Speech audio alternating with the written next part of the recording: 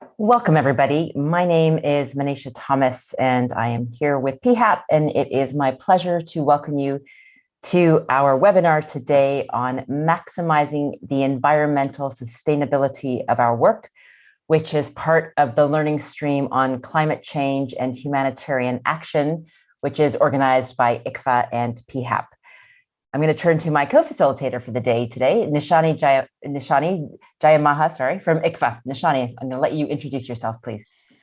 Thanks, Manisha. I'm ICFA's Learning and Program Coordinator and also the focal point for climate change for the network. Welcome to this webinar.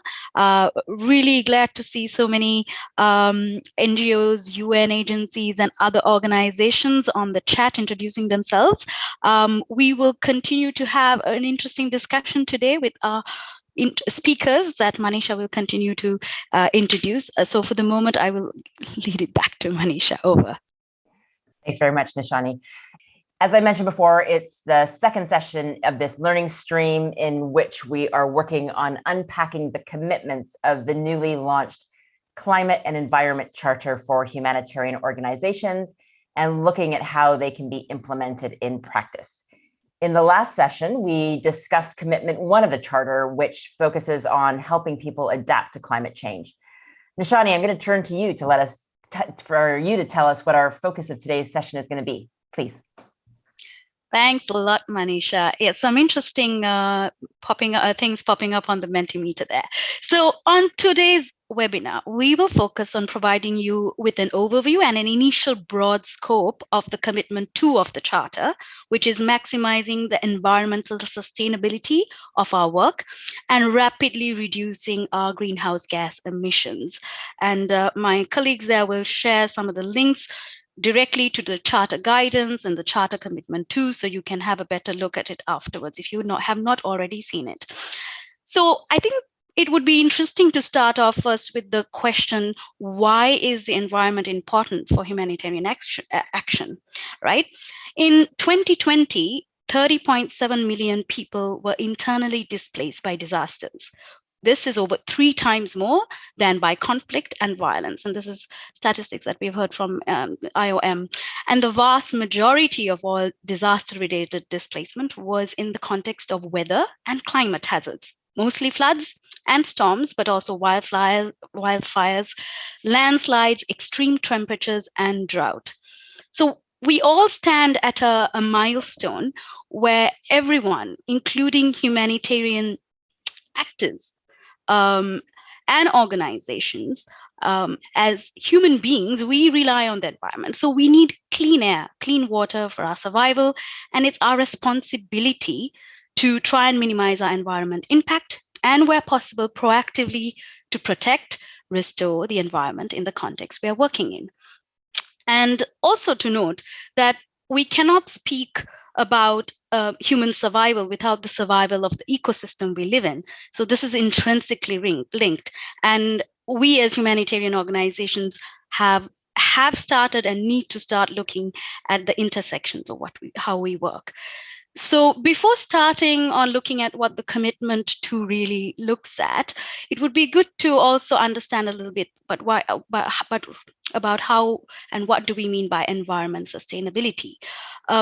Greening and sustainability are terms that point to environment awareness and preserving natural resources.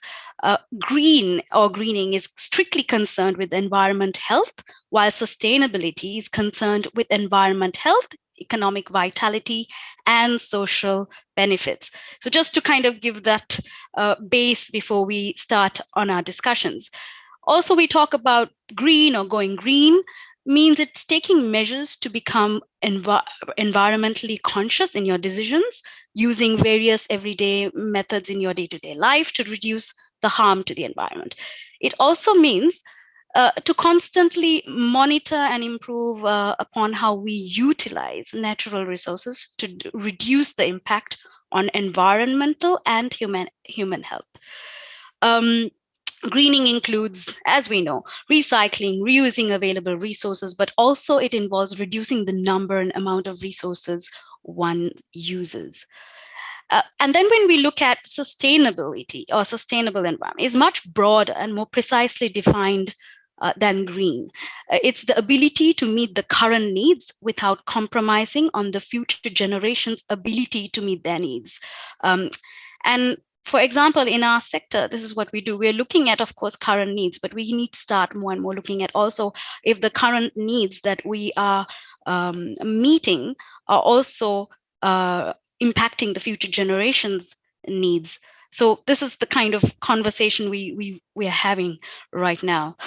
Sustainability is also often referred to a three-legged stools. It has the three pillars, which includes environment health, as I mentioned, economic benefits, and social equity, which means it includes green products and services, as well as eco-friendly activities, but it also means undertaking changes in social, economic, and environment processes to achieve a balanced relationship between nature and humans.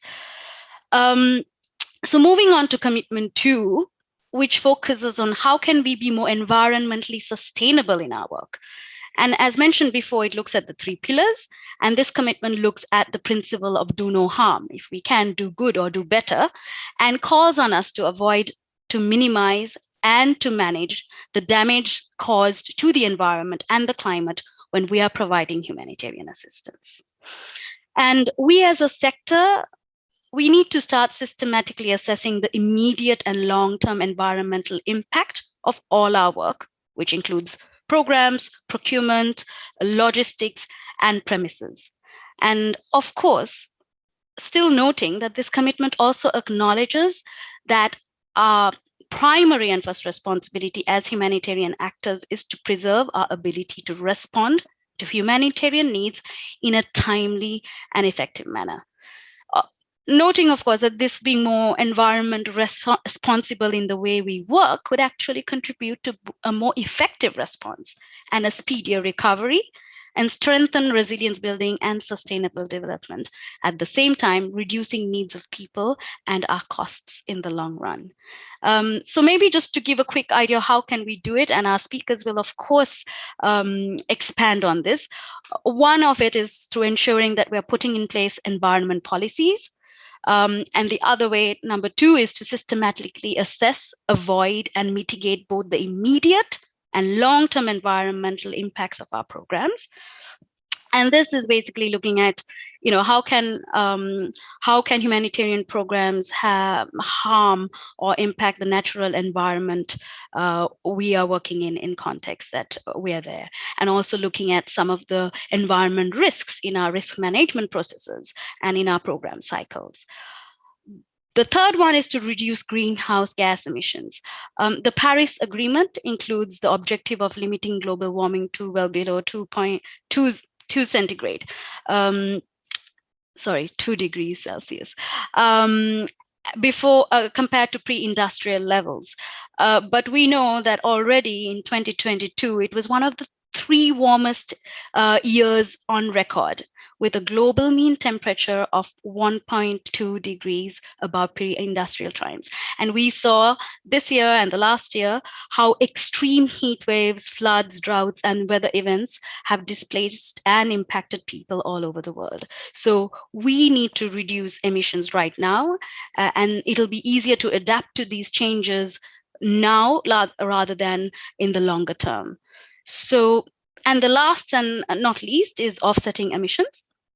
While we acknowledge that while it's important to limit our greenhouse gas emissions, the context we work in as humanitarian actors, such as conflict settings, will not allow us to completely cut our emissions.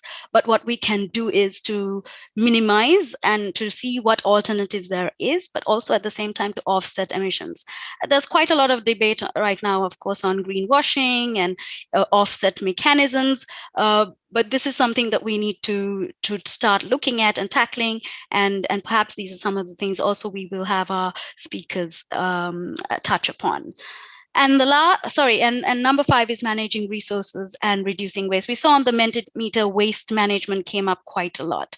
So the charter commits organizations to responsibly manage and reduce their use of natural resources, including water, reducing waste, and in terms of making the choices about the way we work. So how do we look at not depleting natural resources such as groundwater or vegetation, and reduce or not use plastics and other non-reusable, non-biodegradable materials in our aid delivery.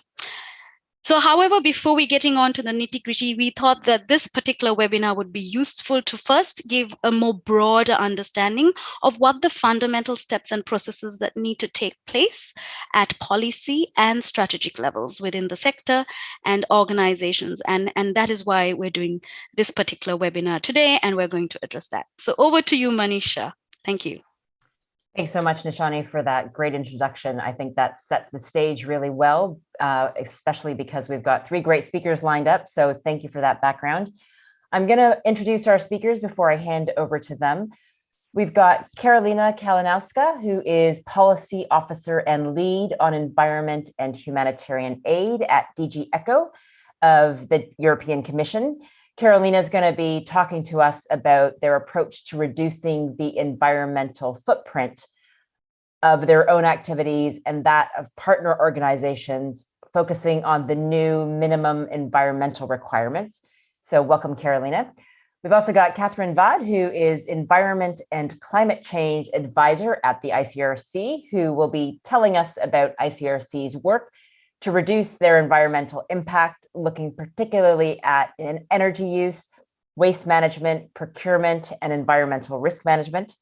And last but not least, we've got Andre Krumacher, who is Vice CEO for Programs, Impact, and Accountability at ACTED. And Andre is going to introduce ACTED's strategy for reducing their environmental footprint and the experience they've had so far in implementing that strategy.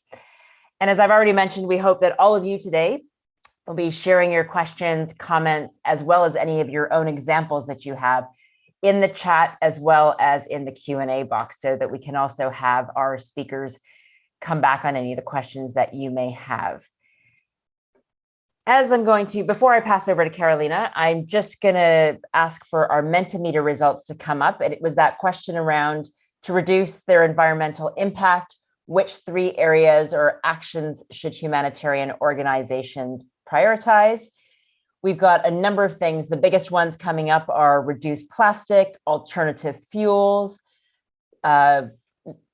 reduce transportation, no plastic, sustainable camps, renewable energy, waste management, local procurement, reducing emissions, sustainable energies, local action, reuse, reduce, modernize supply chain, community-based design, environmental education, green job creation, and sustainable procurement. I think a lot of that reflects, Nishani, very much what you said are some of the areas that we need to be focusing on.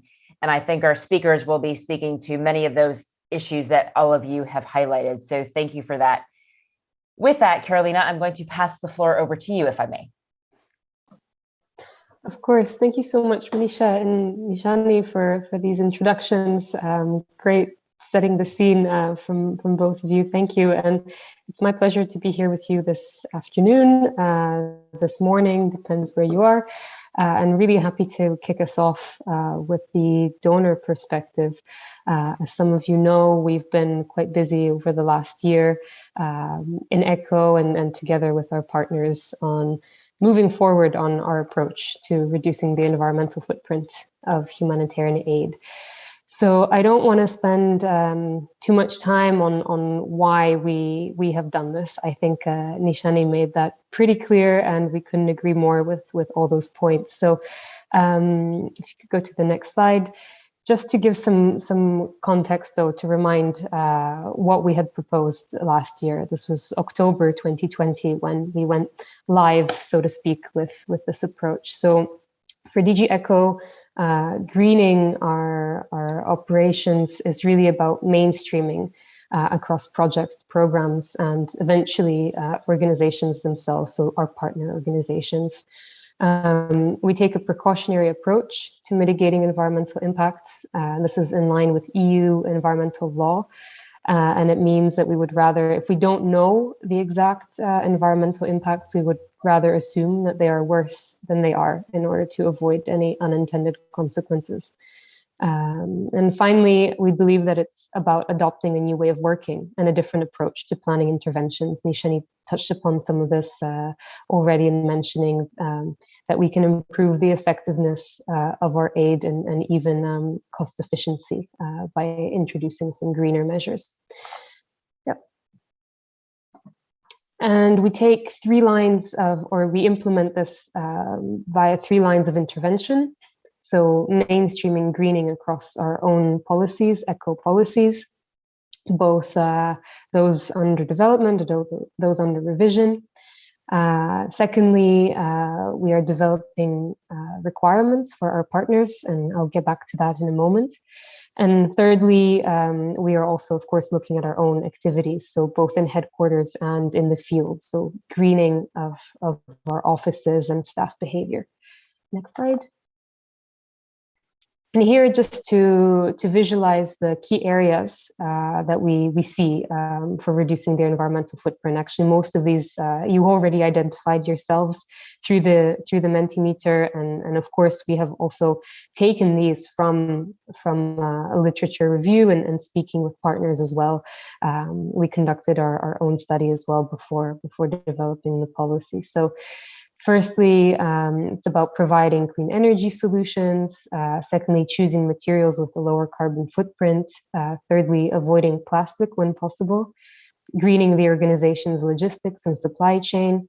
Implementing a robust waste management system. Avoiding deforestation and working more closely with local actors.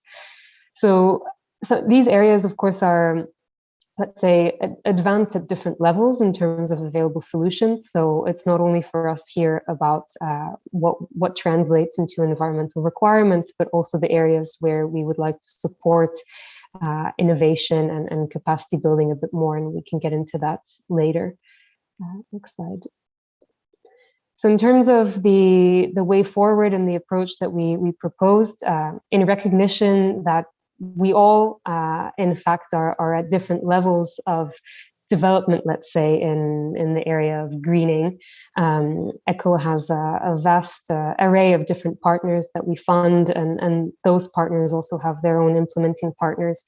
So we believe that adopting a phased approach where we increase ambition gradually, but where we still want to see progress year on year is really the way to go, with a strong focus on capacity building, collective capacity building. So both within ECHO itself, from all the way from top management down to our field colleagues who are really making those decisions.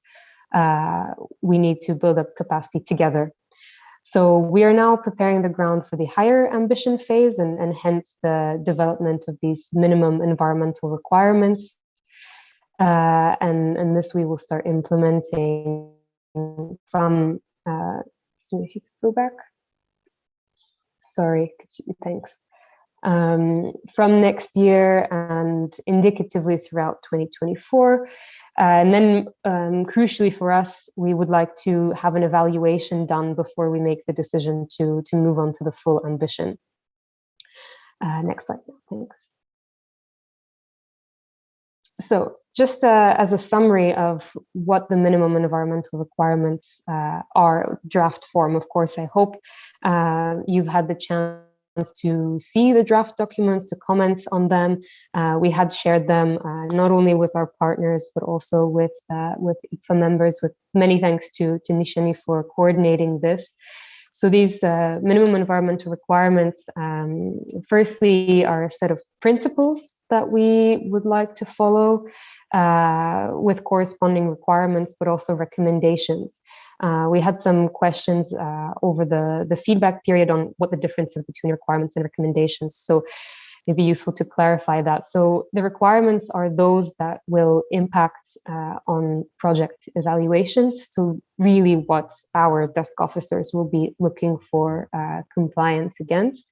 The recommendations are additional. These will not impact, let's say, on the project evaluation, but it's really there for partners who are already a bit more advanced and who wish to take the greening to the next step. So we didn't want to forgo that dimension. We didn't want to give the wrong impression that ECHO is not interested in good practice or best practice.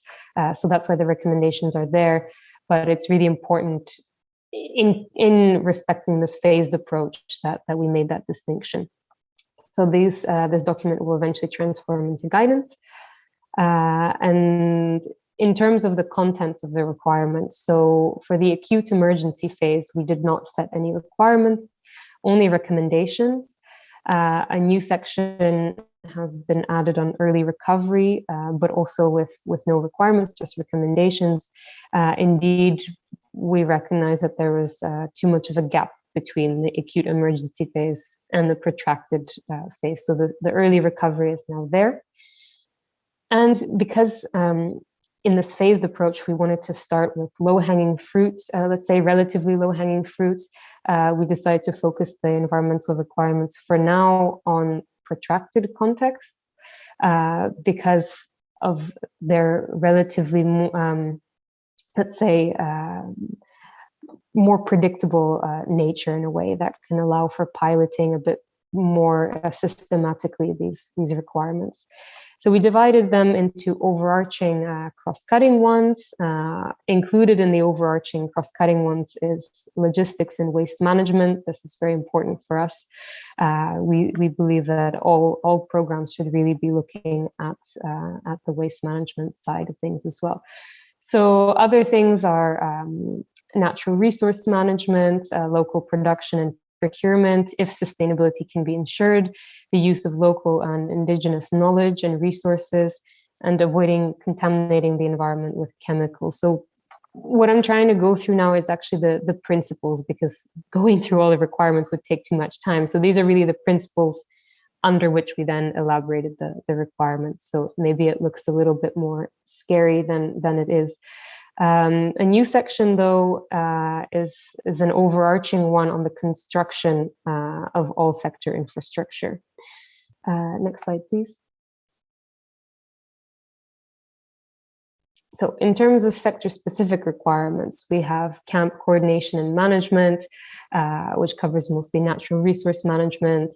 We have WASH, which covers water conservation, sustainable yield, clean energy, liquid waste management, the reduction of plastics, greenhouse gas emissions reduction, mostly through sustainable energy solutions, but also avoiding water trucking where possible, and safe sanitation. For education and emergencies, it's mostly around greening of the education curriculum, as many things found their way actually into the cross-cutting and overarching. And the same for protection, where we have the reduction of plastics and actually a more cross-cutting, again, principle on applying the protection lens to all of the greening requirements, and using the protection, let's say, argument or benefit to cooperate with other sectors. So this pertains particularly to providing clean energy solutions, which have a protection and health benefit as well. I don't know if others are also having a bad connection on my end. Please do say so, and I can switch to my phone if that's the case. The connection is good. Okay. Sorry, Anna, that might be on your side.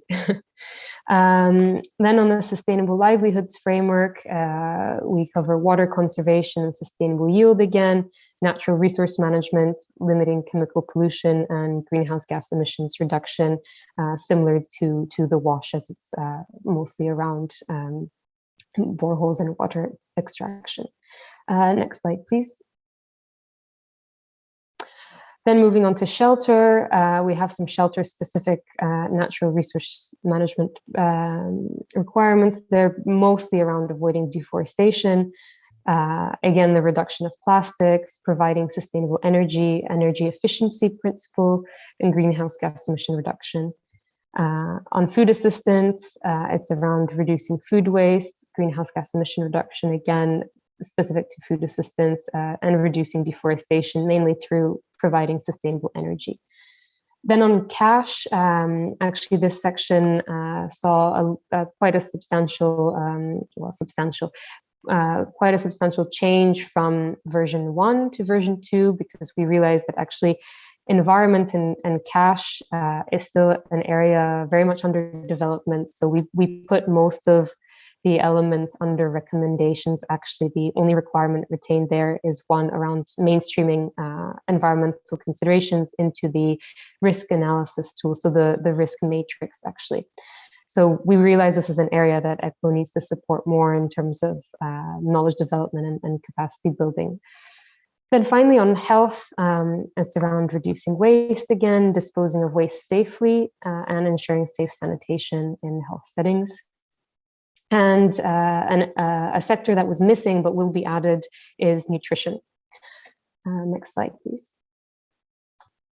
So in terms of the next steps, we have now finally recruited the environment thematic expert into our field network. So this is a very exciting step for ECHO. We had not had this position before, and we hope that, so she's actually started this week already and will be operational from next week. So we really hope that this position will help not only ECHO staff in the field, but also ECHO partners, and well, not only ECHO partners, but colleagues in the field, to really mainstream these environmental requirements into projects and provide dedicated supports. Then we're still aiming to publish the minimum environmental requirements at the first ever European Humanitarian Forum. This will take place at the end of January 2022. And with the subsequent guidance expected end of Q1 2022, followed by strong dissemination efforts.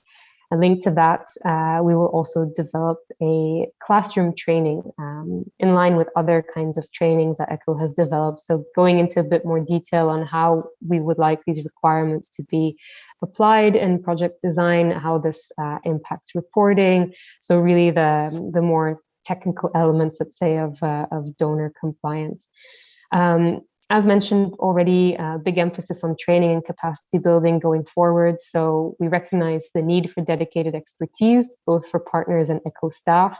We're actively exploring options in addition to this environment thematic expert. So supporting some dedicated projects, potentially subcontracting expertise.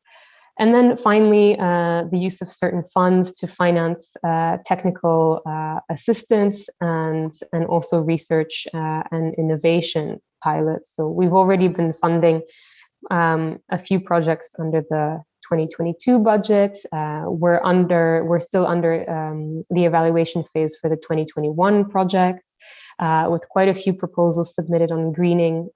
So very exciting there. And then, of course, the EU's large research budget, which is much, much larger than our humanitarian budgets, in fact. So everything that pertains to research, to innovation, we would really like to see falling under this huge research budget. And already this year, we opened some of the calls to humanitarian organizations, in fact, and we'll continue to draft dedicated research calls going forward for the next work programs. Next slide, please. So in terms of expected implementation, well, from the previous slide, you probably realized that we've had some delays, let's say, with all these capacity building tools and resources and guidance and so on. So we propose, in view of that, to have next year as a transition year, moving from general recommendations this year to testing these environmental requirements through real-life project proposals in 2022, with the opportunity to further refine the requirements. And then with implementation from 2023, initially we wanted to do this already from next year, but we realized we're not there yet, actually, both as ECHO and and because we're not there as ECHO, we cannot expect this really from you. So next year will really be a year of capacity building together, but still we would like these environmental requirements to be used as a guide for project design. Of course, we will look more favorably upon projects which do incorporate them, but we'll use the same principle as this year. So if two projects that are otherwise rated equal one addresses environmental impacts, then that one would be selected as preference, but definitely not as strictly, let's say, as from next year. So it's more to be used as a guide for project design. We're still encouraging partners to apply them, but not necessarily requiring yet. So hopefully this can appease some concerns, and of course I'm happy to answer any questions after. And just to come back to the first bullet point before I finish on this slide, in terms of the difference between ECHO's partners and their local implementing partners, well, in fact, we would like everyone to actually be complying with these requirements from 2023, because what we really want to see is change on the ground. So we are interested in how projects are being adapted on the ground to fit these requirements. So therefore, the reporting will be through ECHO's partners, but definitely impacting local implementing partners as well, if they are the ones implementing the projects. I'll finish there, and then we can take, of course, some questions. Thank you. Thanks so much, Carolina, and thanks for that very comprehensive overview of how ECHO is approaching better approaches to the climate and the requirements that are going to be phased in there. Before I hand over to Nishani for some questions, and I know we've got a few that are directly to you in terms of what ECHO is planning, I wanted to flag that we have a second Mentimeter up, and it is about the degree to which you agree with three statements. The first is environmental requirements from donors are the most effective way to reduce the environmental impact of humanitarian work. Do you strongly agree or strongly disagree? The second is humanitarian donors should have more stringent environmental requirements for recipients/partners.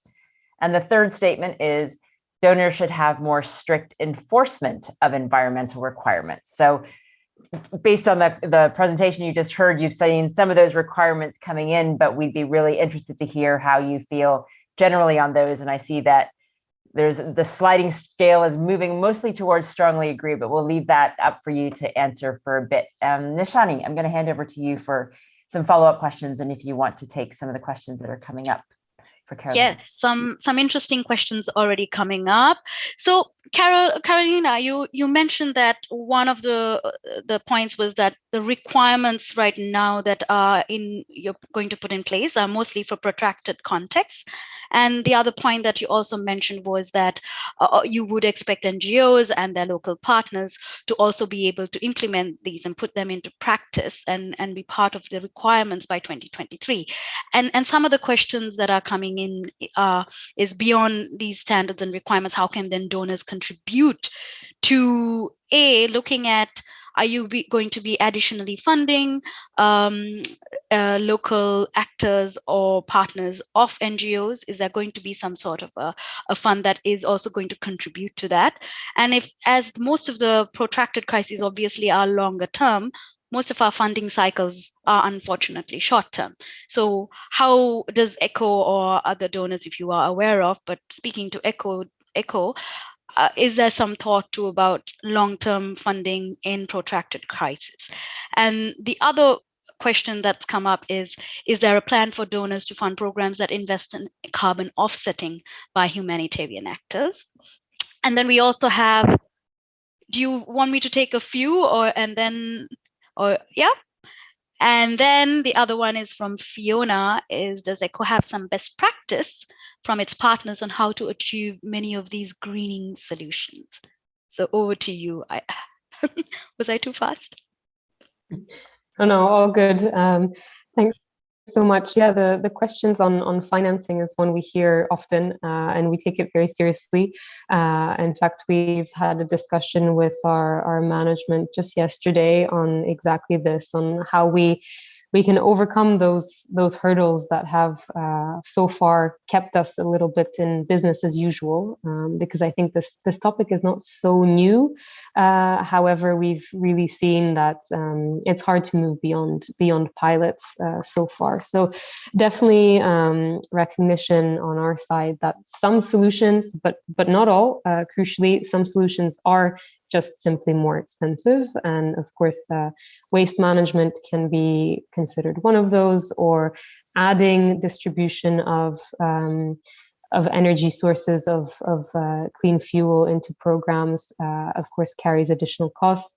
However, there are also many solutions that might be more expensive in the short term, but lead to cost savings over time. Nevertheless, of course, with annual funding cycles, that presents the issue of, does it make sense to invest in that higher upfront cost if you don't have the certainty that you'll have your funding for multiple years after that? So, well, ECHO for now will not change its annual funding cycles. However, because we are proposing these requirements for now in protracted context, we can definitely, and we should, in fact, take a more longer perspective and take the value for money view, not only in the short term, but really in the long term. And this is what we want to communicate very clearly to our own staff, both in headquarters and in the field, that really we need to now look a little bit differently at how we evaluate these projects, especially in protracted context. So yeah, so this question of value for money, or I'm taking words out of Andre's mouth, but otherwise termed as return on an investment, because it really is a return on investment in the long term, is something that yes, we have agreement or agreements to give those clear guidelines to our staff. And the question again of additional funding, I mean, it's hard because the humanitarian budgets are staying fairly constant, and even being fairly constant, they still aren't meeting all the needs. But I think what really the argument that we should be using and recognizing is that, is it better to deliver a solid, good program to perhaps a smaller number of beneficiaries, but really one that does not lead to unintentional impacts? Because in fact, environmental degradation is not only an issue for the environment itself, but also for the people we are aiming to serve. And really, this question of do no harm needs to be extended that way. I mean, I mentioned the protection benefits, also the benefits of livelihoods as well, and overall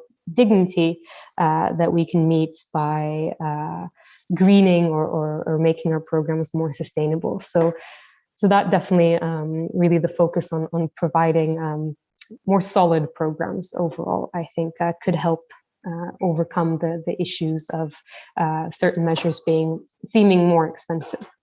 Then on the carbon offsetting, this is something that we saved for our full ambition stage. So something that we are not requiring for the moment, but definitely measuring carbon footprints and also potentially offsetting in the future is something that we are looking at. And Catherine, the next speaker, will get more into that, but just to say that ECHO is fully behind this.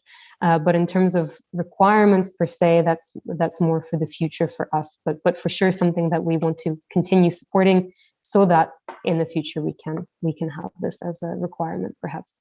And in terms of best practice, well, I don't want to take too much time, but just to point you to the compendium that we released a few months ago. I can drop a link to the chat. It's a collection of 12 case studies across different contexts and partners and programs that hopefully can be of inspiration to everyone.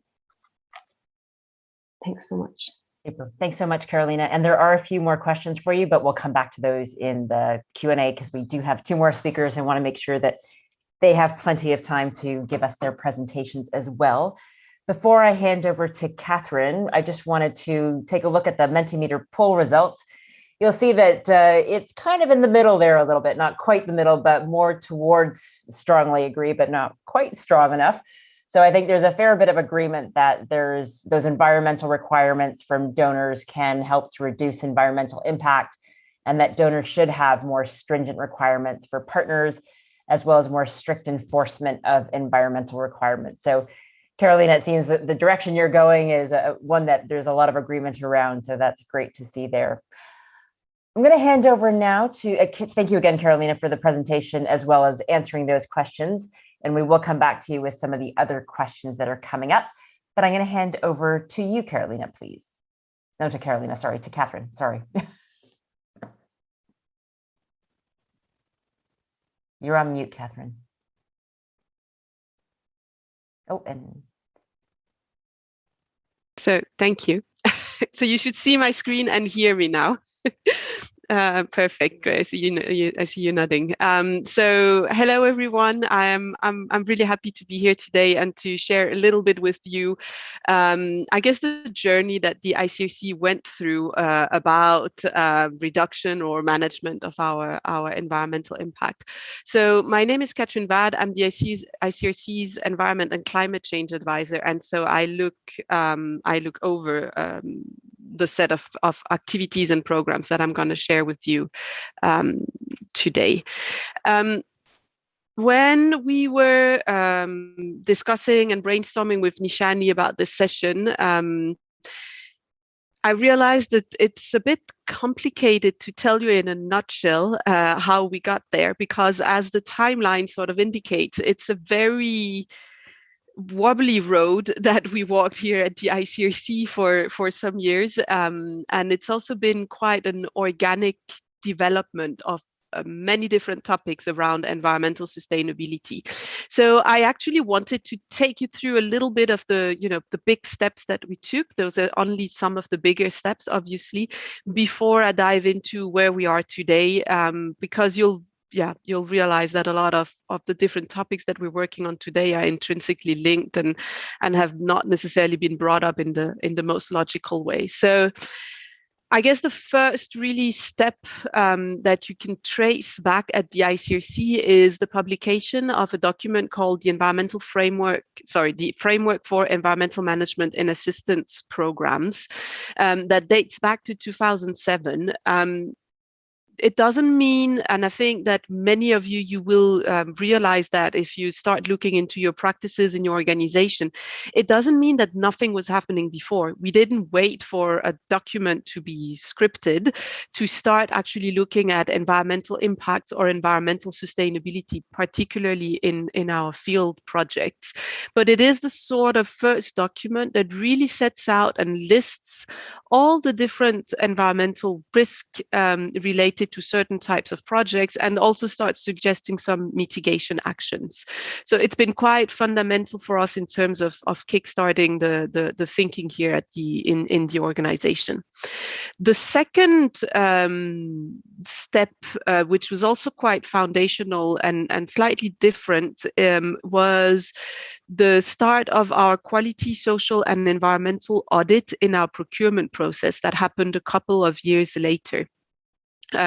So while our assistance teams were starting to think about their environmental impact, our procurement team actually started to realize that when they were visiting some of our main suppliers, they were seeing practices that were simply not acceptable to them. They were seeing wastewater being discharged directly into a river. They were seeing clues to potential child labor. They were seeing simply workers that were not properly protected for their own health and safety to the task that they were carrying out on products that we were then going to buy and distribute to our beneficiaries. And we had already back then a lot of quality issues anyway with some of the products that we were purchasing. So that's really why they started this quality, social, and environmental process in our procurement. What we've realized over time is that the two angles, looking at environmental risk in our programs and looking at it in our supply chains, actually joins up, because it helps us to first bring better quality products to our beneficiaries in the field. But in many cases, it's also helped us to have better discussions and better collaborations with our suppliers. So we've also started looking and talking with them about optimizing packaging, about redesigning some products, etc., to actually be able to bring less packaging waste to the field, better suited products for the needs of beneficiaries, etc. So we really saw, although those two started from a different angle, we see that they had the same purpose in mind, if you want. In 2011 was the year where the organization adopted its framework for sustainable development. And that really kicked out or kickstarted the much more intentional work, if you want, around environmental sustainability in the organization. It's from back then that my role was created as well. So I wasn't there in 2011, my predecessor was, but my role was created back then to actually support setting up programs that would meet the ambitions that we set out in our framework for sustainable development. The year after, we started a program really focusing in on our delegations, on our sites, to support them in managing their energy, their waste, their water much more consciously again. So you see, we were now having programs in mind, supply chains in mind, offices in mind. And that worked for a while. And then in 2017, when I joined the organization, we actually started thinking about, okay, but we never really done a proper full assessment of environmental impacts of the organization. So we actually launched that in 2017, and we looked at quantifying for the first time our carbon emissions, looking at the environmental risk generated by the different wastes that we were having in the field, both in our offices, but also at the level of beneficiaries. We looked at did our best to look at water consumption, but that was a very tricky piece of work to be done. So we only have partial pictures there. And we also had a little bit of thinking about what are the upcoming risks that we may not see very prominently today, but that will show up in the future. In 2019, we launched at the ICRC our energy challenge, which had really in mind the idea of using much more sustainable forms of energy than what we were relying on. It's also the year where we started our carbon accounting work. So although we had done the first assessment in 2017, we didn't at the time follow the internationally agreed greenhouse gas protocol as a methodology. And that's what we set out to do in 2019. In 2019, we also wanted to develop a tool so that we could actually monitor every year the evolution of our emissions. So that's was also one of the outcomes of the 2019 project. And as you all know, because you're here today, in 2021 we adopted the charter. But as we adopted the charter, we also adopted a first set of targets, and this was a first for the organization. So despite the frameworks and the strategies that we'd had adopted until then, we'd never really talked about quantified targets. So we did adopt earlier this year the target of reducing our greenhouse gas emissions by 50% by 2030 compared to 2018 levels. And by 2025, we also want to factor into our programs into all our programs climate risk. So we want to be much more climate conscious and climate smart when we start implementing our programs, and that across the board by 2025.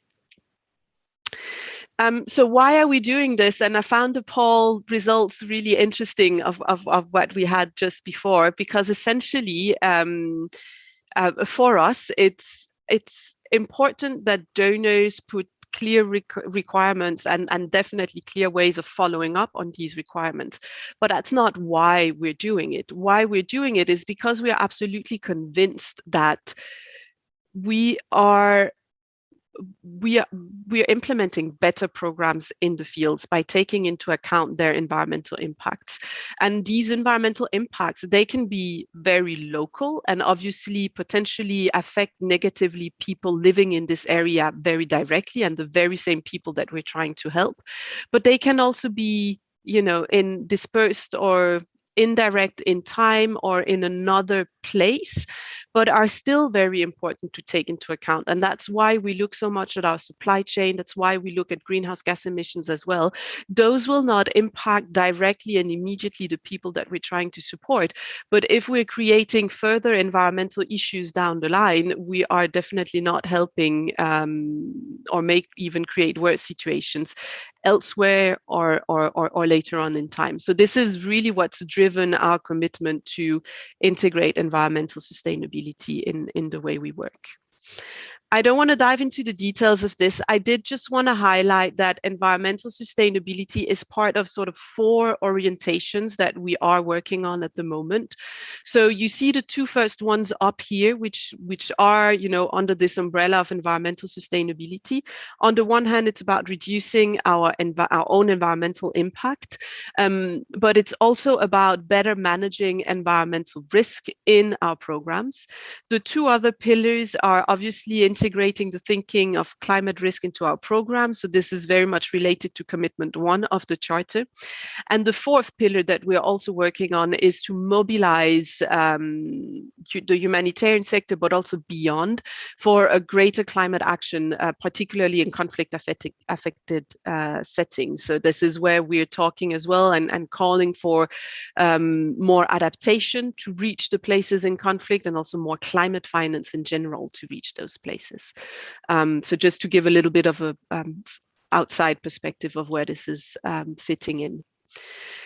So if I dive into our 4 priorities, we adopted our institutional strategy back in 2019. And back then we wanted to focus on the reduction of our dependency on fossil fuels.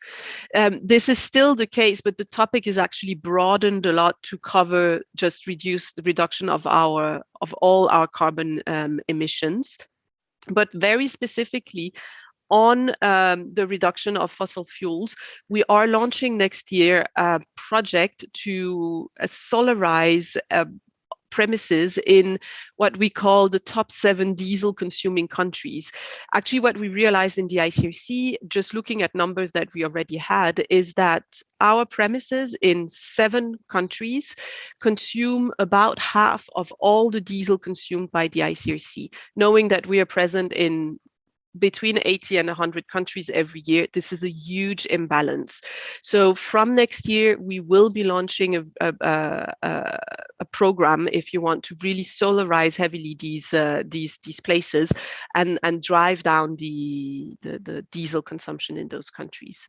In parallel, we're running a process, as I said, with our delegation, so what we call the sustainable delegation process, where we look at energy efficiency measures and behavior change to also drive down the consumption of energy. When we look at waste is an area where we are struggling, to be very, very honest with all of you. We do have some quite successful recycling programs in place in some of our delegations, but when it comes to hazardous waste, garage or workshop waste and electronic waste, we are really struggling to find local partners in the countries where we're present that have the capacity to properly manage that waste. And we're equally struggling to actually do any form of cross-border movement of that waste. And this is obviously for good reasons, but it is preventing us from also setting up what we are dreaming of, which would be regional recycling centers in some specific countries where we already have a strong and continued presence. So this is an area that we are continuing to explore. We audit waste recyclers in countries as soon as we find some to see if we can actually work with them. We do as much as possible try to do regional exchanges, but in certain cases, we are even bringing back electronic waste all the way here to Geneva to ensure its proper recycling from countries where we absolutely have no actual solution to propose to our field teams. We also work a lot, and I've also already mentioned this, on responsible procurement. So I'm not going to come back to our quality, social and environmental audit, which is a key part of that. Maybe to mention a couple of things, we are at the moment working on palm oil and testing out the procurement of RSPO certified palm oil for a couple of the biggest operations where we distribute that. And that is obviously in recognition of the great risks that supply chains of palm oil carry. We're looking into, or we're doing research on polypropylene bags to see if we can find better alternatives for these. So we are testing out quite a few things around responsible procurement at the moment. And this is because, and I'm sure Andre will come back to that in his presentation, but this is because also when we are doing our carbon footprinting exercise, we realize that more than 60% of our greenhouse gas emissions is actually coming directly from the products and food that we purchase. So it's important that we drive down our consumption of fossil fuels for energy purposes. But this is about 15% of our emissions. 60% of more comes from our supply chain. So obviously responsible procurement is absolutely key, both from a sustainability perspective and from the perspective of reducing our own greenhouse gas emissions.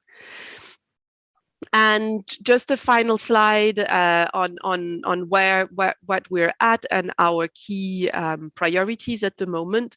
So as I said, we are continuing to look at environmental risk management in programs. It started very early, and we have accumulated, and again, being very frank here with you about some of the challenges that we're encountering, but we've accumulated quite a lot of best practices in various forms. And you see some of the examples listed here, but there's many more examples that I can share with you about amazing projects that field teams have put in place.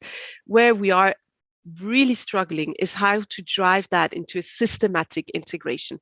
How can we make sure that we take those environmental risk and those amazing sustainability examples into account systematically when we want to do a certain type of project, rather than relying on the great idea of some of our delegates that are very passionate about this topic. So that's what we're looking into today, and we're hoping that we, by the end of this year, can start announcing a few things that we want to put in place. We are also testing the environmental screening tool NEAT Plus that was developed by the joint environment unit between UNEP and OCHA. Which is a really simple tool to assess the local environmental sensitivities of a certain location and to assess the environmental risk that some humanitarian activities can have given those local sensitivities. So it's a really interesting tool. You don't have to be an expert to use it. So we're also looking into that and testing it in several locations to see how fit for purpose it would be for the ICRC. So this is one of the specific ways in which we want to look at systematically integrating this thinking into our program. I'll leave it there for now. Happy to take questions now and later, but thank you so much for your attention. Thanks so much, Catherine. And we see quite a few questions coming in and also already come in before as well. Maybe I think I just have a quick one. So you talked about centralizing, you talked about mainstreaming environment sustainability in all your work, especially when working in conflict zones and contexts where it's really already tough to work in. Maybe I'm going to be very blunt, but what is the cost? What's the cost to that? And what's the cost and the flip side of also the cost to not being able to reach people who are the most vulnerable and most in need in humanitarian context when no one else is reaching them? That's one. And the other one that came in is, how should NGOs work with local partners on a carbon accounting tool? And we will have that conversation later on in another webinar, but maybe as ICRC is a leader on this, would be great to hear a little bit on that from you as well. Over. Sure, thank you for those questions. So in terms of cost, I don't have a number that I can shout out there and say, if you find that money, you're on the safe side. No. What I usually say is, yes, it has a cost to do this transformation. It has a cost just because you need I mean, depending on how big your organization is, you need a person or you need a team to be able to push and look after all of this implementation. So it certainly has a cost, like one of these bell curves. So it increases at the beginning, and then it will decrease as you start seeing that people are just picking it up as part of their work. So once the training is over, once the guidance is ready, then the efforts probably starts to relax. It's also not such a clear cut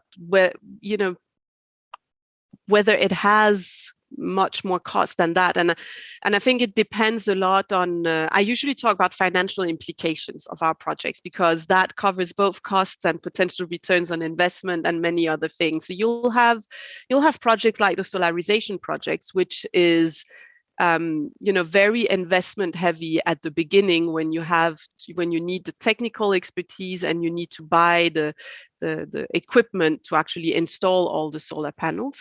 But we see in some of our projections, we see everything from a return on investment between around 2 years to up to 10 years. So some of these projects are very interesting from a financial perspective.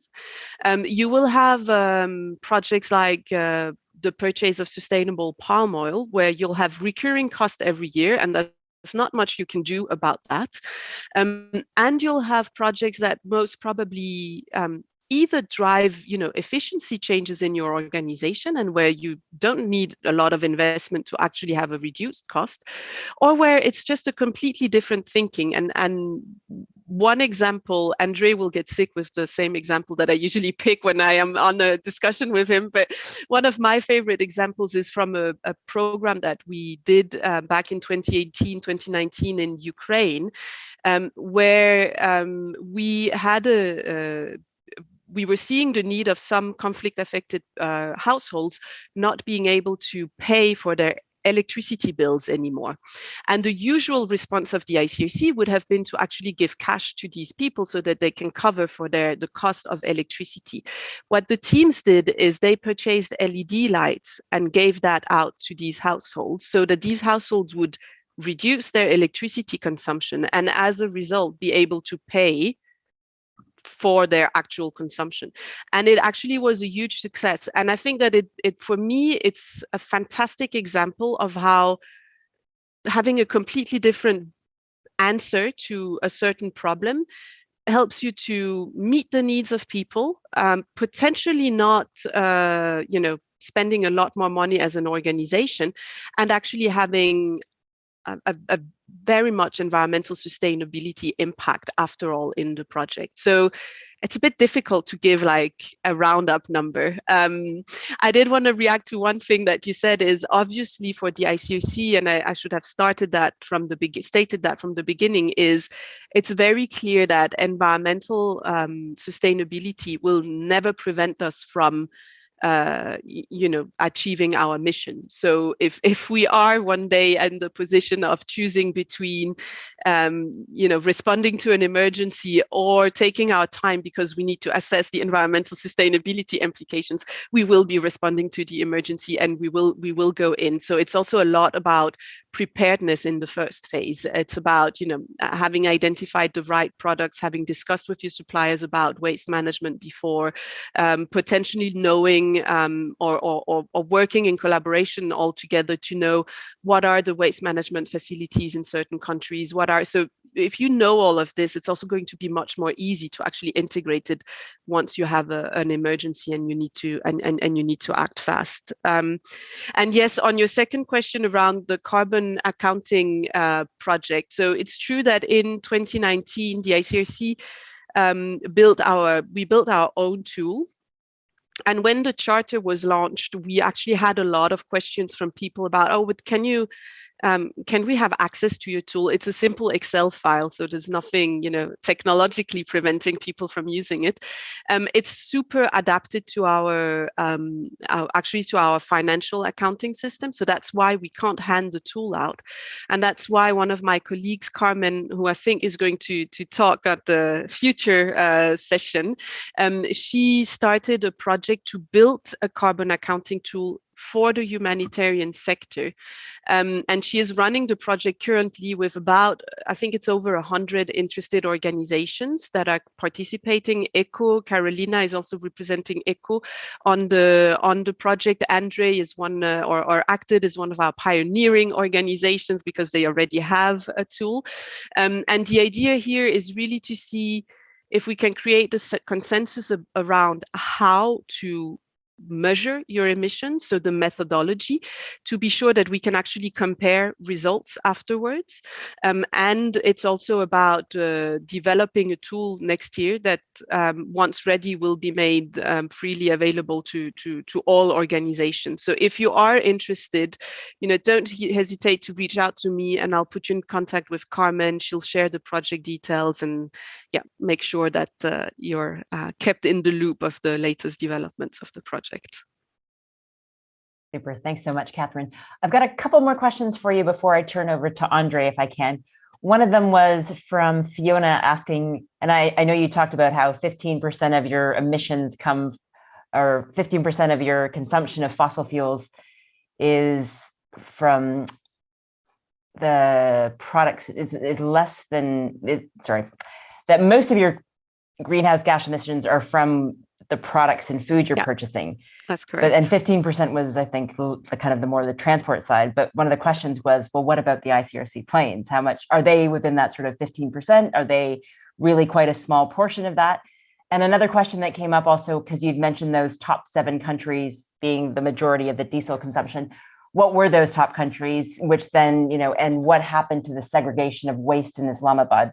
So 2 very specific questions, but I think a broader question that Pierre is asking as well is, how can we all share our best practices on environment and climate? And I think, Andre, maybe you can also touch upon that in your presentation, if you like, and Carolina, I'll come back to you. But I think what we're hearing today from all of you, and we'll hear from you, Andre, shortly, is, there are lots of good practices out there, and how do we make sure that we're able to share those and really work together as humanitarian organizations to have more impact? So Catherine, I'll come back to you on that, and then I'll come back to you, Andre, after that. Okay, so the planes are not included in our 15%. So the 15% is really the energy that we're consuming in our premises. So it can be diesel consumption via, burnt in generators. It can be electricity. In a few cases, we have a bit of natural gas. We have a bit of heating oil, that kind of thing. So it's really what we consume in our premises. I'd need to go back, but I think our own air operations is 2% or something like that, so extremely small. Our missions, so the planes that we take, commercial planes that we take flying around the world, is about 5-6%. And quite interestingly to us, we actually found, now we need to revise our assumptions, but it's likely that the everyday commute of our employees is about the same size as our air travel. So it's just some of those results are so not intuitive. And I see Andre nodding, and I know he's going to talk more about that because we have pretty similar results between the ICRC and ACTED. So I just think it shows the importance of doing your accounting, because that will help you to also guide where do you need to look and what kind of action is actually important to take. I have to give a pass on the top 7 countries. I mean, Yemen is there, Central African Republic, Afghanistan, Iraq. But to be honest, I'd rather type them in the chat box afterwards to give that answer. And on sharing best practices, I mean, we what we try to do at our level is things like this. So we try to participate when we're invited to webinars. We try as much as possible to have even bilaterals afterwards if people are really, you know, interested in diving into some of the topics. We're part of some networks as well that already exist. So we have the Green Response network in the Red Cross, Red Crescent movement. But there are other networks out there. I think there's a French-speaking network, Réseau Environnement Humanitaire. There's so yeah, just trying to participate to these networks is a good way of exchanging. But there's probably somebody out there with a brilliant idea about how we can do that much more, you know, in a much more structured way, in which case we'd be more than happy to participate. Thank you. Thanks very much, Catherine. And yeah, great if you can put those 7 countries in. And also had been a question around if you're able to, maybe you can just drop it in the chat about what happens with after the segregation of waste in Islamabad. So maybe you can just drop that into the chat there as well. Before I hand over to you, Andre, I'm going to turn us to our third Mentimeter poll. So based on what you've heard so far, what do you think are the biggest practical challenges for reducing our environmental footprint? And you can indicate up to 3 of those practical challenges, and we'll keep that poll up while I turn over to Andre, who will talk to us about ACTED's approach. Andre, please. Thank you, Manisha. Very happy to be here to share our journey on how we have, or we are still trying to reduce our environmental footprint and go green. Maybe just very quickly. So I'm Andre Krumacher. I'm ACTED's Vice CEO, Programs Impact and Accountability. I'm one of the focal points in the organization dealing with greening, more on the programming side. But I'm also representing here my colleagues that are more on the back office front. That is also very important when you talk about greening. And here I come maybe also to one of our lessons learned already at the very beginning of my presentation. But we don't have a single department or a single focal point in the organization dealing with reduction of environmental footprint. We have really mainstreamed it across all the departments in our organization, because it was very important for us that each department takes up its own responsibility on the greening agenda, rather than pushing it, I don't know, the finance or logistics people saying, no, it's let's go to the greening or environmental focal point. That's why there is no one single person in the organization, and every department has in its KPI basically the responsibility to work on environment and greening. So maybe with this we can go to the next slide. So I will quickly, it's quite similar to the way Catherine structured her presentation. So I will quickly talk about where we are coming from, and clearly our journey has been much shorter than that of the ICRC.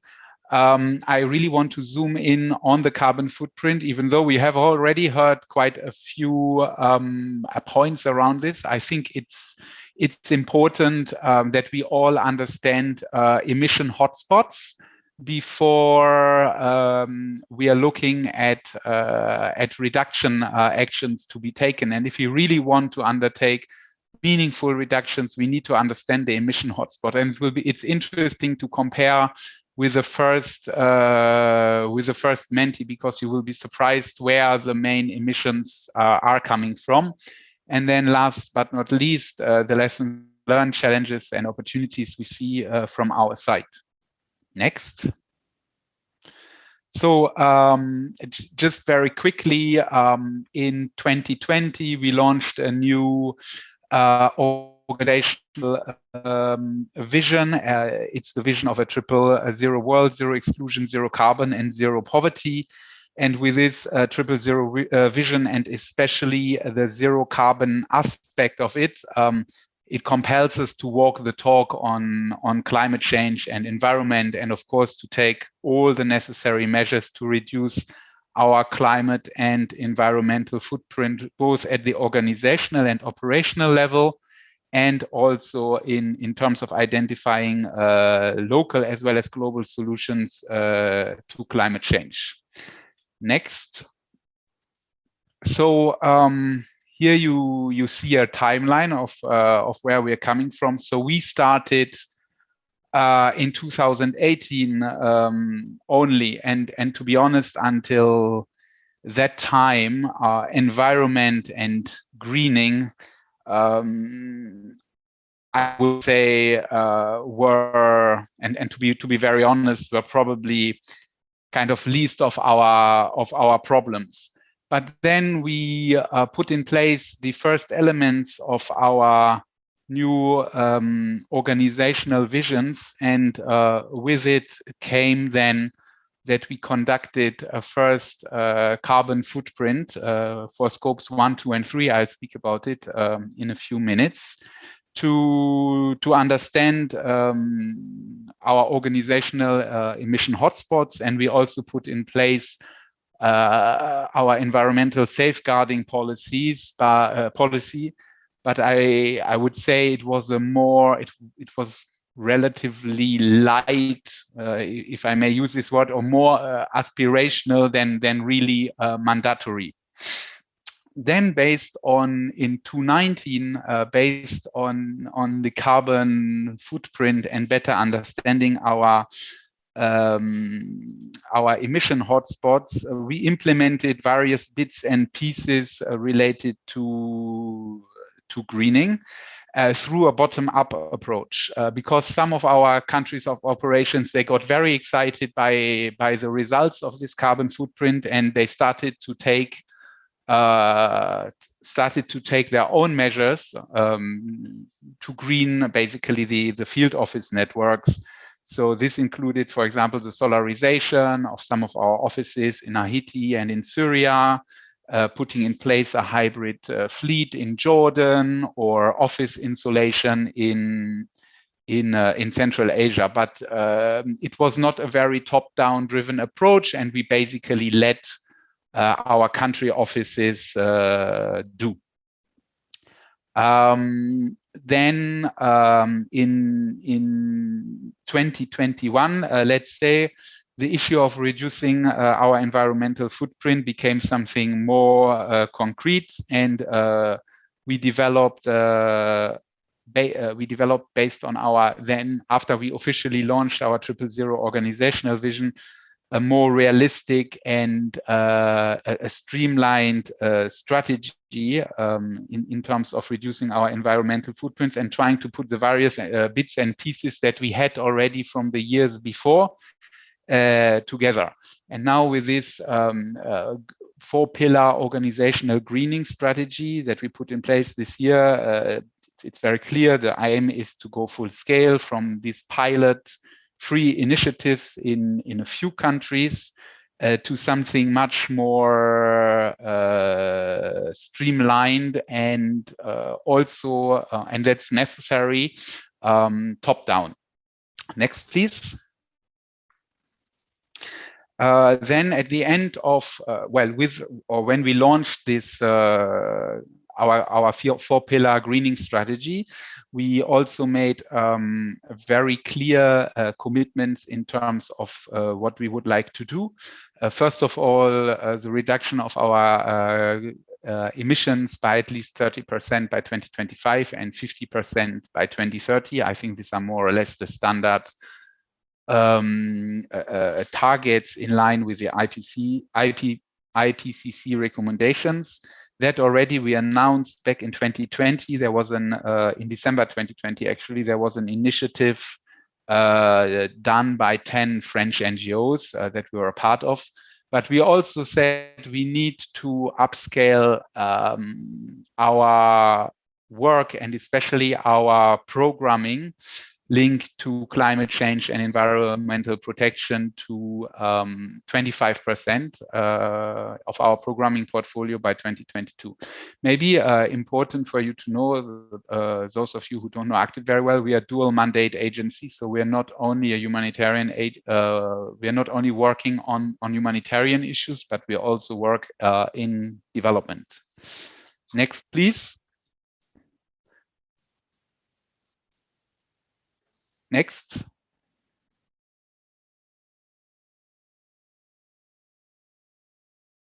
Yes, thank you. So these are the 4 pillars of our greening strategy that, as I mentioned, we put in place earlier this year. So it's mobilize, measure, reduce, adapt, and invest. So on mobilize, the main idea is really to anchor greening in the organization and embed climate consciousness in the kind of DNA of all our staff, and to mobilize them to work on this. This is absolutely crucial and very, very important if you want to be successful. And it's something that takes quite a lot of time. But we also are not only looking internally to mobilize, but also externally. So working with the ecosystem, with our partners, with our suppliers on, and also with donors on sound environmental management practices. This includes, for example, inclusion of corporate commitment towards sound environmental management in due diligence requirements for partners, or environmental audit framework to support and monitor suppliers' policies and practices, capacity building and training for our partners and suppliers, more for the general public, social media campaigns, mini projects, climate weeks, challenges, awards, and so on. Then after we have mobilized, if I look now internally, we have mobilized our staff and the organization, then it's important to measure. Catherine already spoke about it. So we do regular carbon footprints and very comprehensive footprints, scope 1, 2, 3, in line with the greenhouse gas protocol methodology. And we are also now trying to do systematic environmental impact assessments across all new projects. And for this, we are currently piloting the use of the NEET Plus tool that was also already mentioned earlier. Then on reduce, it's really about greening logistics and supply chains, so going more towards green procurement, better fleet, energy, and warehouse management procedures. And based on the key emission hotspots, we are developing with each of our countries greenhouse gas emission reduction action plans. To really work on and putting in place concrete actions to reduce emissions. And then we have the adapt and invest pillar that is, on the one hand, scaling up programming related to climate change, adaptation, and environmental protection, but also working more on innovative financing mechanisms, climate financing. I know there is a webinar also on this coming up by ICRC in the coming weeks, and also other type of financing mechanisms such as bonds and solidarity funds that allow us to support the greening transformation of the organization, but also, and I've seen some question linked to this, develop our own carbon credit generating activities. Next, please. So I want to zoom in on our carbon footprint for the year. This is for the year 2019, so pre-COVID. So let's say also with the usual level of business flights and trips. So you can see it's almost 70,000 tons. That is, just to give you an idea, this is equivalent to 15,000 passenger vehicles driven for 1 year, or the energy use of 8,300 homes in the US. Or if you want to sequester this 70,000 tons, you would have to grow 1.1 million tree seedlings for 10 years. So it's quite a significant amount. But what's important is really we did a full carbon footprint covering these scopes 1, 2, and 3 as per the greenhouse gas protocol standards. So just for you, in case you're not aware, scope 1 are basically all direct emissions from the activities of an organization or under their control or under our control. This includes fuel combustion, so the fleet vehicles, air conditioning, etc. Then you have scope 2, which are indirect emissions from electricity purchased, electricity and heat purchased by us. And last but not least, scope 3, which are all other indirect emissions from activities of the organization occurring from sources that they do not own or control. And you can see they are in fact also the biggest share, because it includes basically all the goods and services we procure or we purchase, and we then deliver as part of our humanitarian or development intervention. And you can see here that purchased goods and services, and I think it's quite similar to the ICRC, make almost, well, here it's 44%, so yeah, almost 50%. And transportation and distribution of these purchased goods and services make another %. So this is more than half. Whereas, for example, business travel, so all the flights we are taking to go into the 40 countries we are operating, this makes it's relatively, I mean, it's still important, but it's relatively small. It's 7%, and employee commuting, we have 7,000 staff when they go to the office. That makes 6% of our carbon footprint. So also quite in line with what Catherine mentioned before. This carbon footprint process and data collection process is quite complicated if you want to do it comprehensively, if you want to cover all the 3 scopes. We have 247 data points for this. They are collected now monthly in 250 offices across 40 countries. So you can make the calculation of how many data points these are on a monthly basis. It took us 2 years to mobilize the stuff and to put this in place. And yeah, I think what is to emphasize here is that from what we have seen so far, because it's very complicated to compare, and there are very few organizations so far in the humanitarian sector that have done a full and comprehensive carbon footprint. And we see that mainly scope 1 and 2 is covered, and maybe parts of business travel and employee commuting. But very few organizations go on the other scope 3 emission categories, like purchased goods and services or transportation.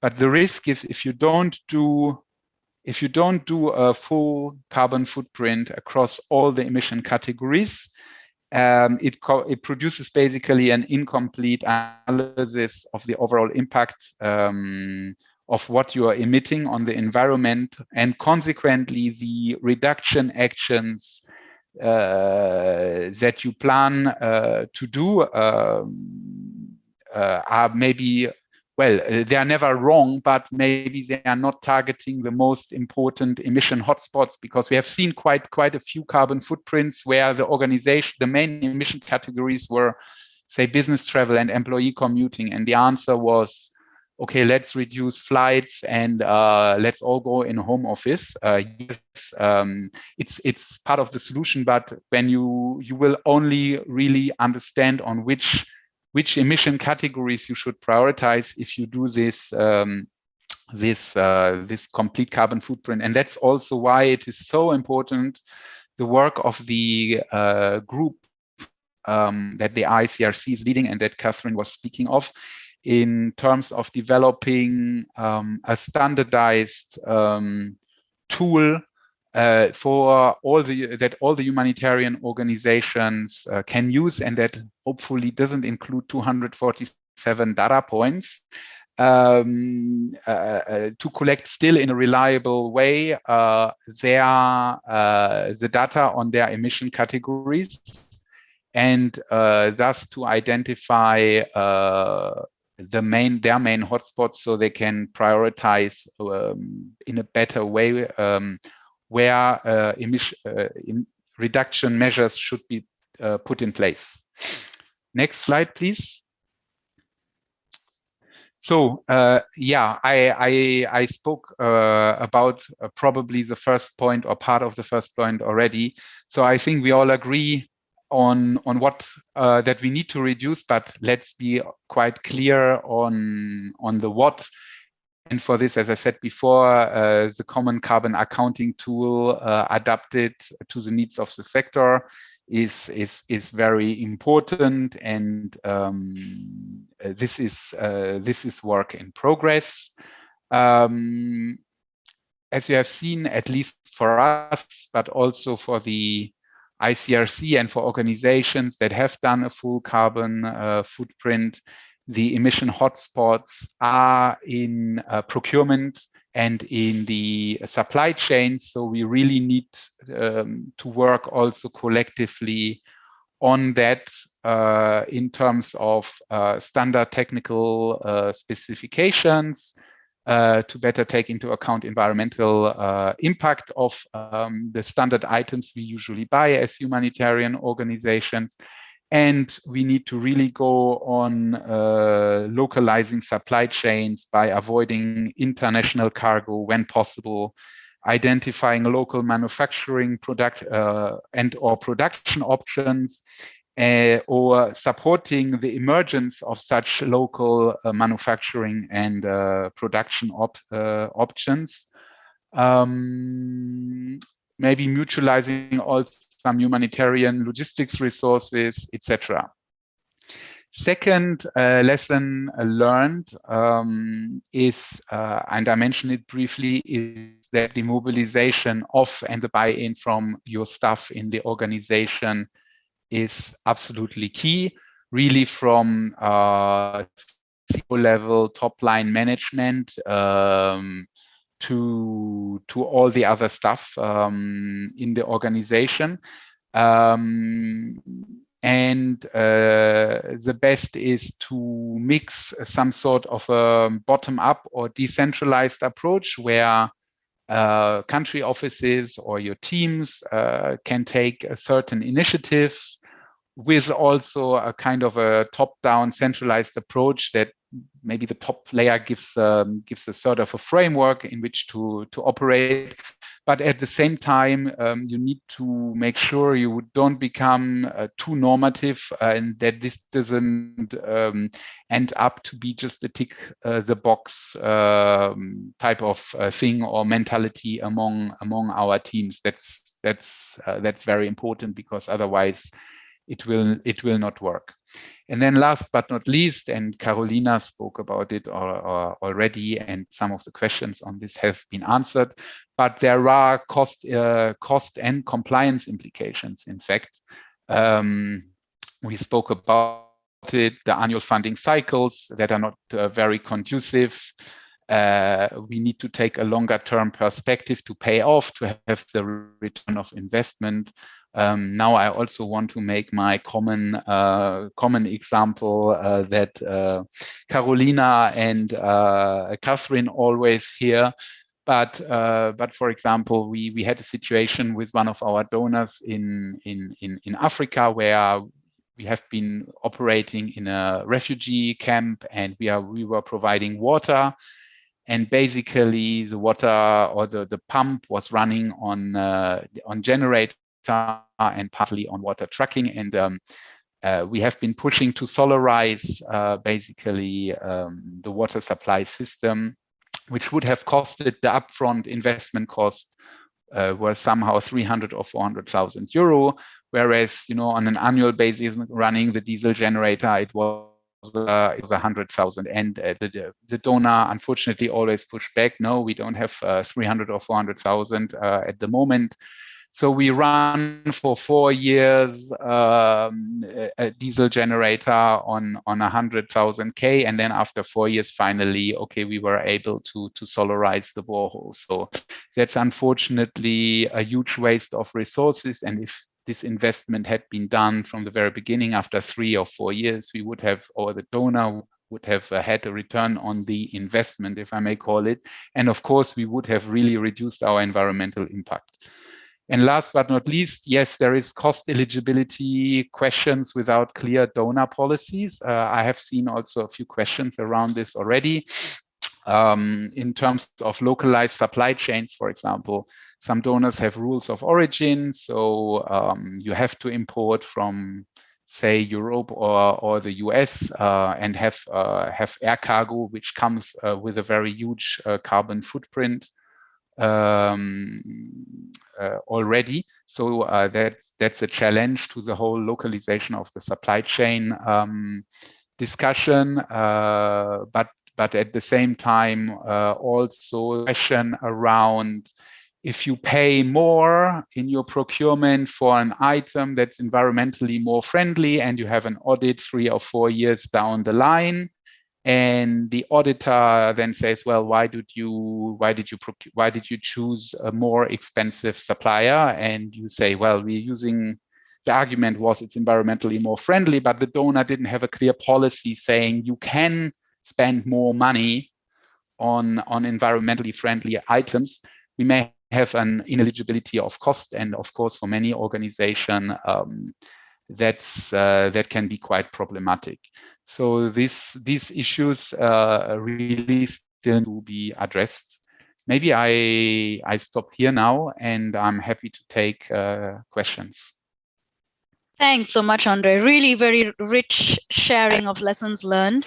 A few questions definitely for you, and you answered some of my own questions in terms of, organizational behavior, changing management thinking, and even staff thinking. Because this is key, right? Because what we always hear is, oh my gosh, we're going to have to take more time now doing all these donor reporting back on data collection, because this is quite time consuming. So this is something we need to take into factor in terms of our planning, our programming, staff time, staff costs, resources available for organizations. And depending on how big you are, how small you are, how much of staff you have, this is all going to change.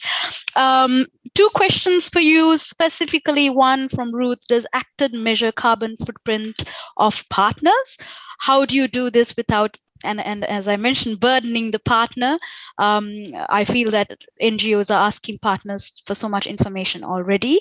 The other question that's come up is on organizational learning. Have you considered twinning opportunities with large INGOs and smaller INGOs or NGOs to enable sharing of information as well as experience to help parties advance the sustainability agenda? And one more on affected populations. How can we put in place a policy that does not negatively affect people living with disabilities and persons, women, and particular vulnerable populations? Over. Sorry. So we have included the carbon emissions from partners that were part of our programs in our carbon footprint, not fully, but at least in that part of the budget that we have provided to the partner, and especially on the inputs and supplies and service aspects. The partner was in fact not directly involved or affected in the data collection process, because we run it through our tool based on the financial data. But this is a very big problem, in fact, that I think is also part of this whole discussion around the carbon accounting tool, because quite a number of categories use currently financial values. I don't know, say bamboo or NFIs procured for this and this amount. It's just based on financial values. So that's how we did it for the partner. So the partner was not directly affected, but actually this doesn't give a very accurate picture of the carbon emissions, because it depends on what type of plastic is the NFI or your bucket or whatever made of. And currently we, and I think many other organizations, still use the financial volume. So it was really based on the financial aspect that we had with that partner. So partly to answer this.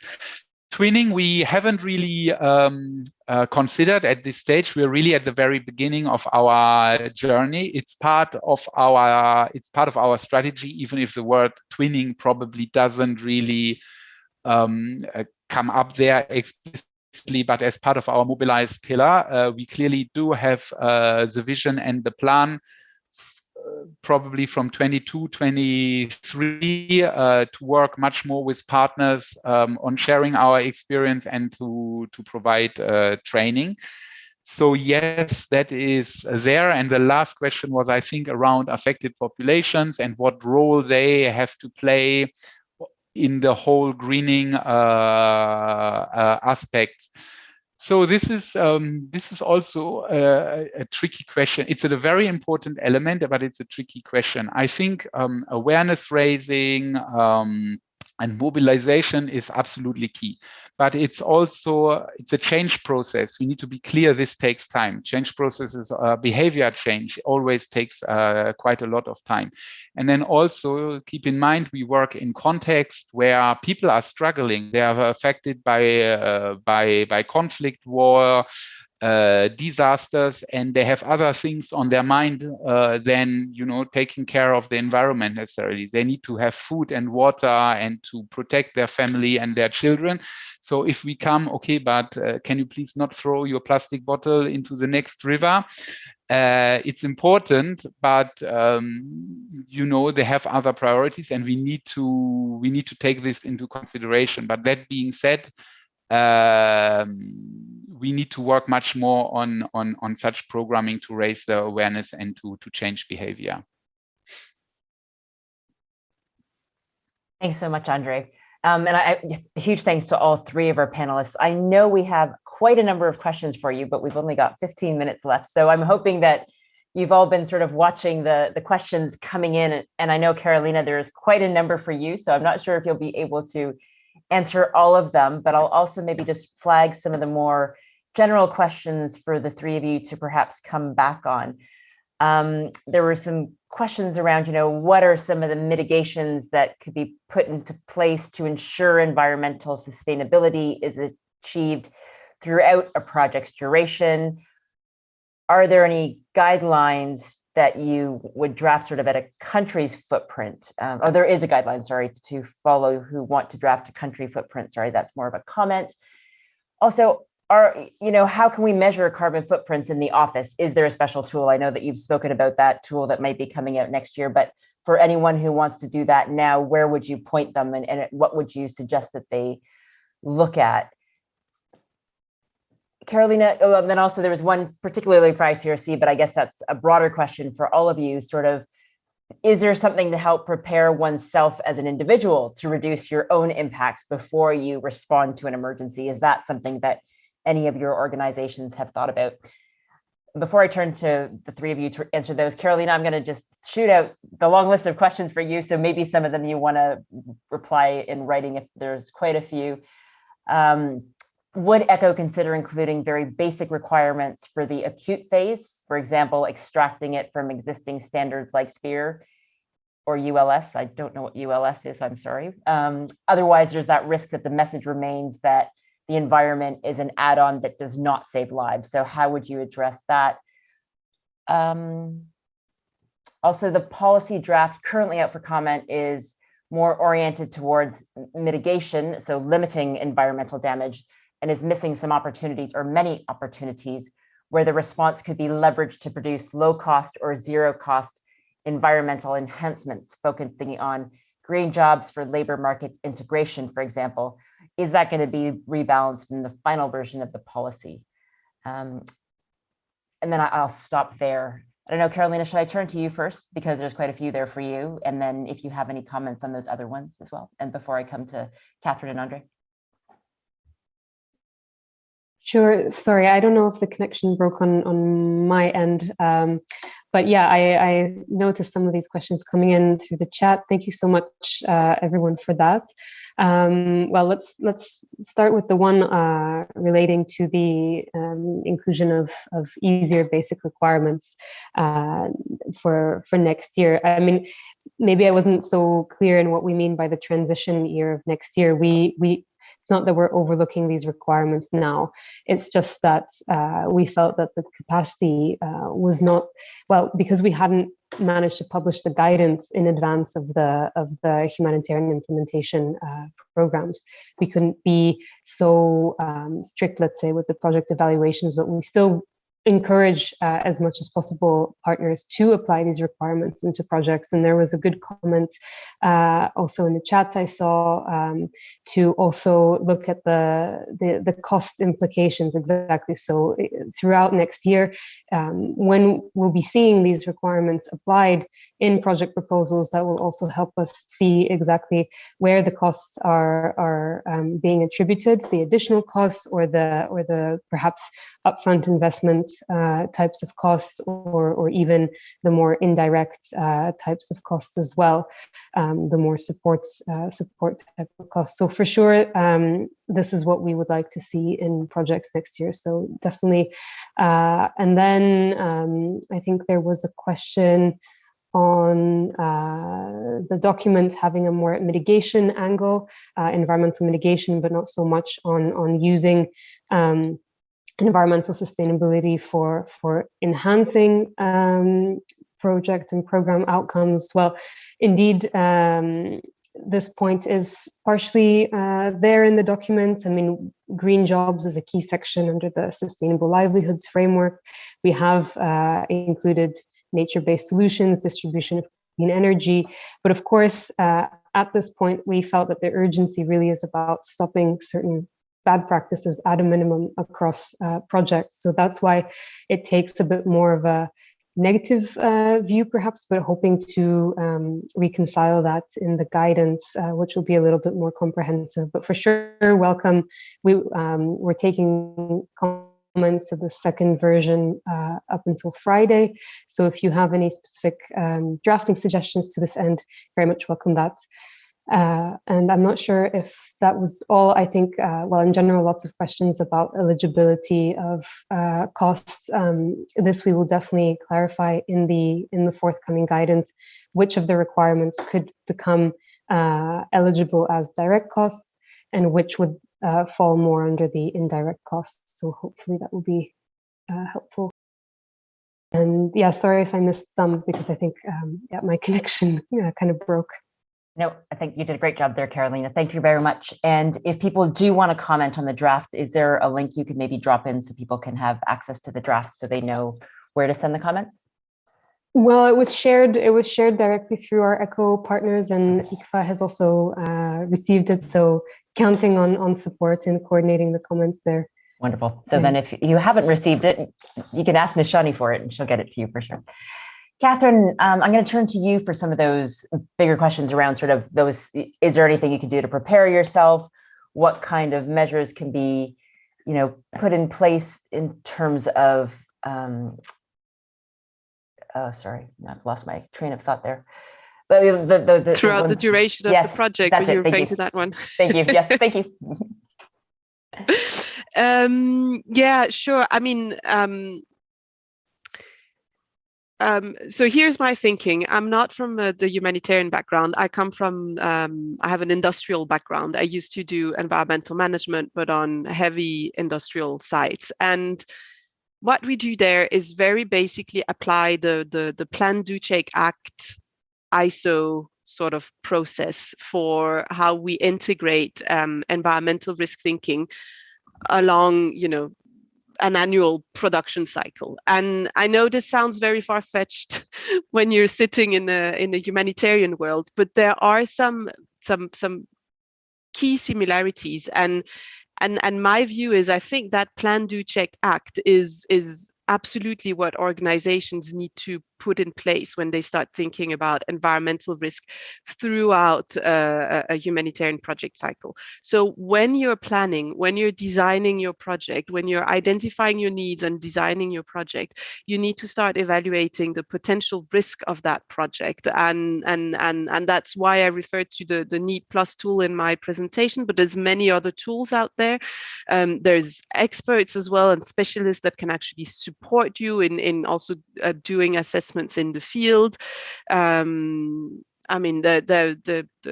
the World Bank, for example, has a load of public information about environmental baselines of different countries across the world that can be quite useful to also have a look at, to evaluate what are the environmental legislations, the environmental sensitivities locally, etc. But really put that straight up into your planning of a project. That's where you need to start.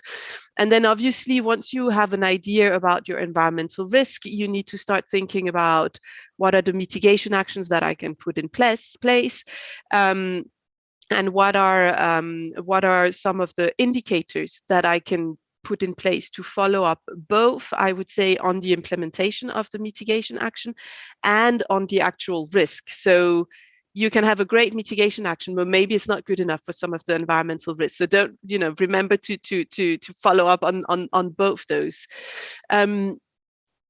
I'm sitting here at headquarters, and one of the things that we're thinking about in the ICRC is, what's the role of headquarter people supporting that implementation? And that's where the check to me comes in, is those indicators are also extremely helpful to be aggregated at an organizational level. So your technical experts can start seeing what are the main environmental impacts that you're actually facing in the field, and they can start providing guidance on that.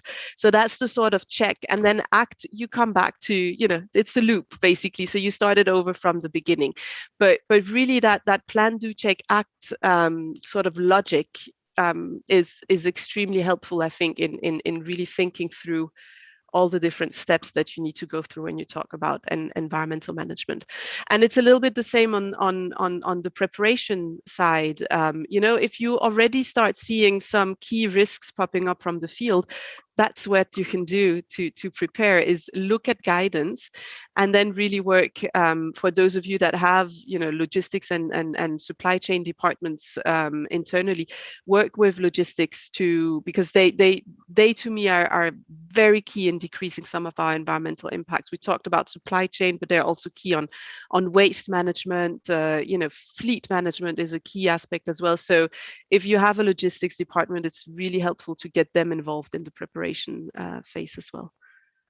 Can I quickly come in here, Manisha? Sorry. Yes, please. I was going to very quickly. Yes, very quickly. That's great. We've got 4 minutes left. I really want to use this maybe also to promote the Nexus and environmental assessment tool, the Need Plus, because many smaller agencies, they don't have experts and on environment, and if you get external experts, it's very costly and it takes very long. So we are currently piloting this tool more widely across our countries, and we see some very great results, because this tool really allows us, without technical experts, it's done by our project teams, or sometimes by our meal teams, to really identify the activity-related environmental risks posed by our projects, and it already automatically suggests a set of mitigation measures and suggestions for further resources and tools available, to reduce our impact. And I think, especially for smaller organizations and those ones with not so many resources, this is a great starting point when they design new programs and projects. So use the Need Plus tool. Great promotion there, Andre. Thank you for that. And I think it's great also just the way that you've all been able to sort of identify opportunities for organizations to be able to start thinking in a much more greening fashion or finding ways to be much more sustainable. I think it's been an excellent panel. So thank you very much for your great presentations and for really sharing the journeys that you've been on in the different organizations. And as a donor, some of those things that are coming down the pipeline. I think we've heard a lot of great examples of what you've done, but I think also that point about really making sure that we are looking at what we're really doing before we start, targeting where it is that we're going to be looking at it, because it's not always the most obvious things that are the ones that are causing the most damage to the environment. I just wanted to also show us the results from the Mentimeter in terms of those biggest challenges that you feel people are the biggest practical challenges that we're facing. And it's lots of things around organizational culture, competing priorities, costs. And I think that's something that came up a fair number of times when we were talking about it, that lack of sustainable financing that we've got. How do we make sure that donors understand that that bigger investment at the beginning can have a longer term impact? So I think some of those areas, but as you can see, there's a lot of challenges there. I'm not going to read them all, but just leave that up there for you to take a look at. We also have, so huge thanks to all of you again. We have the recordings of this event. They will be available, and my PHAP colleagues are going to paste that. There it is. There's the link for you. So if you do want to look at the recording as well as some of the resources that we have there. Nishani, I'm going to hand over to you, if I may. Thanks so much, Manisha. Super interesting session. We've got loads of questions, and maybe some of the questions we can all send it to the speakers if they're willing to type up something or share a blurb, perhaps, and we can post it on the website. This is going to be our last session for this particular learning stream for this year, not the last session for the learning stream overall, but we'll be back in 2022 with the next session, which will take place in February. And we're going to focus a little bit more on practical examples of what does it mean to be environmentally sustainable. And we're going to pick up some of our NGOs and partners examples of what they have been doing in particular different contexts, so that you can get an idea of and learn some lessons from them as well. And so with a big thank you to our panelists, to also our captioning Ellen, to all the team behind the scenes of PHAP and ICWA, and to Manisha, my co-host, Marcus, who's behind there technically making sure everything's going on, and to all of you who are on this session today. Thanks for an interesting and a mind-opening conversation, and I think this conversation is going to continue. It's not going to end here, and we look forward to all of you continuing the discussion with us soon. Thanks. Bye, everyone. Thank you, everyone.